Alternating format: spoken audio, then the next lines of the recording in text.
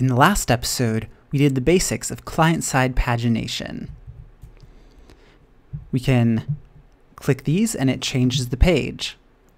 However, there's usually a few more features involved in a full client-side pagination setup. We'll want a previous page button here and a next page button here. We'll also want to be able to change the number of items that are in a page. Let's start by adding a previous page button. We'll need to make it an action instead of a link to, because we don't want to be on the first page and hitting previous page and it taking us to something empty. So let's go to our post controller and create our action. So our previous page action is first going to check whether the page number is greater than 0, and if it is, it will subtract 1 from the page number. Our next page method does something similar, and let's go ahead and add that after the each. So let's check to see if this works. Hit the previous page and it takes us back 1, but it doesn't take us off the edge, and the same with next page. Now that we've gotten the previous and next page sorted out, let's figure out how to change the number of items that are on the current page, because sometimes you want to look at more than just 10 items at a time. So what we'll want is a set of options that we can click on to change the number of items. To start,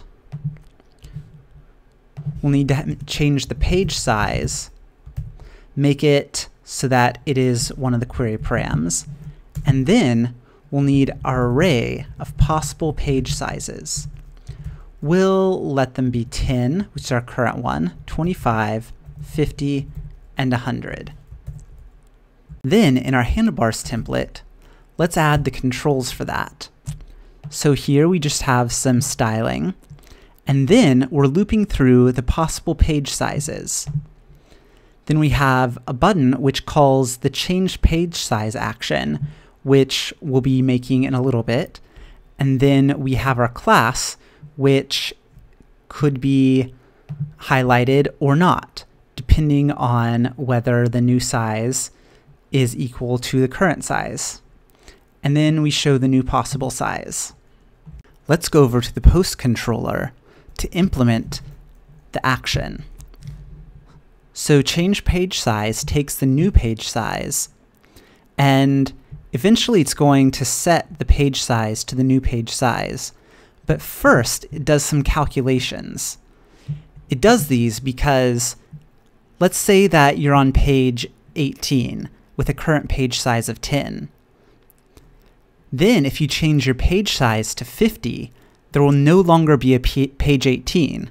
So we want to calculate where you would be in the new set of pages. That's what this does. Another option is to simply set you at the first page every time.